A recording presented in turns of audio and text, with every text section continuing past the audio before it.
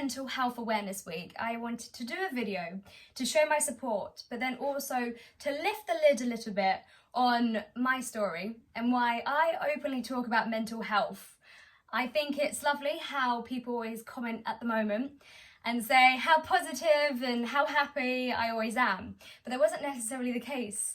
In 2017, 2018, I was sad. I was not a happy person, and the only way I could have described it was there was always this black cloud that was just covering me.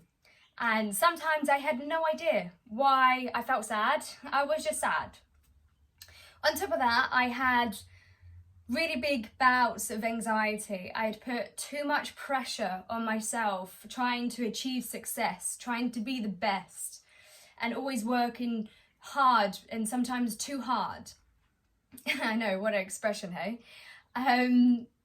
But my issues kind of built up over the years before 2017, 2018. I think there was a few issues where I felt rejected, that I wasn't good enough, that I had the fear of failure, and all of the problems in the past I used to put in a box and I used to never deal with it. I used to say, I'm fine, I'm over it, not a problem here. Until 2018, where there was no more space left in this box and I had hit my rock bottom. So my anxiety in 2017 was unbearable. I could go for days without eating a proper meal. I'd pick up food here and there and stuff. I would cope and cover up the feeling of anxiety with a like a gin and tonic or a drink here and there and stuff. And then for me to sleep at night, I would take a sleeping pill. I used to always blame it on the fact that I had unsociable hours when I was working on the radio, that I had to sleep by a certain time to be awake by a certain time. And because I was doing night shifts, it was really hard on my body. So I was always dependent on sleeping pills, which is not a good thing to do.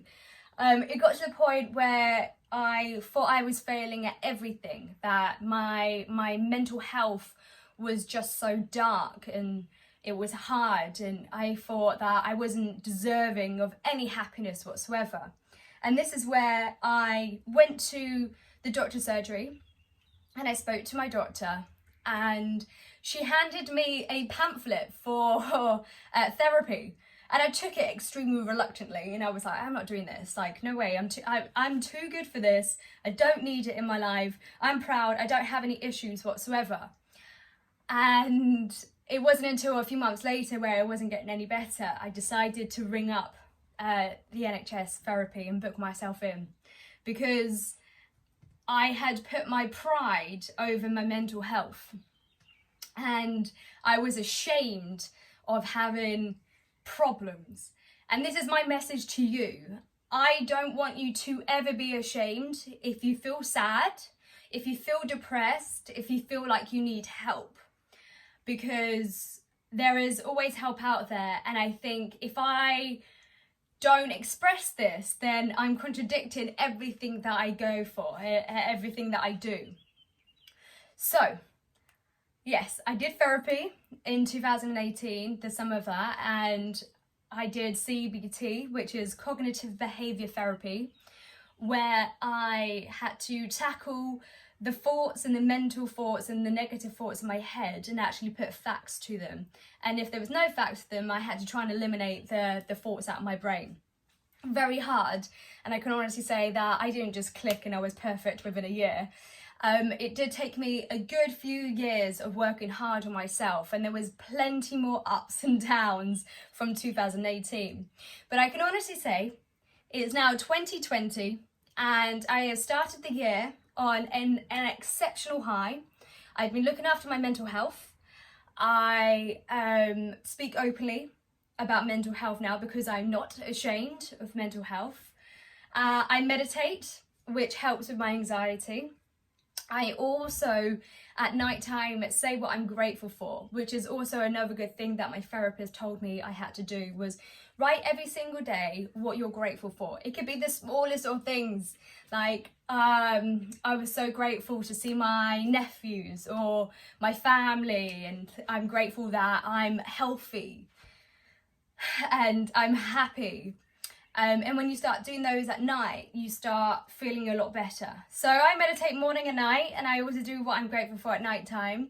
And I can honestly say that I haven't cried or felt really sad at all this year.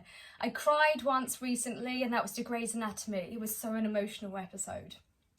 But what I'm trying to say to you is in 2017 and 2018, I was in a really, really dark place that I didn't even want to be here anymore. I didn't want to be. And I've climbed out of the pit, and I see that there are so many great things that I'm positive about, and so many amazing things that I'm grateful for. And the past is the past for the reason. I can live in the past and be depressed, or live in the future and have anxiety, or I can live right now in the present and feel completely calm and accept things day by day. Whew. So anyways, this is my message to you, to say there is always people out there that are willing to talk. Don't ever feel like you're alone. And thirdly, don't be ashamed, like I was ashamed, to openly talk about mental health. So now I feel like this is why I'm talking a lot more about mental health, because I couldn't before, and it's taken me a good few years for me to now openly talk to you about mental health.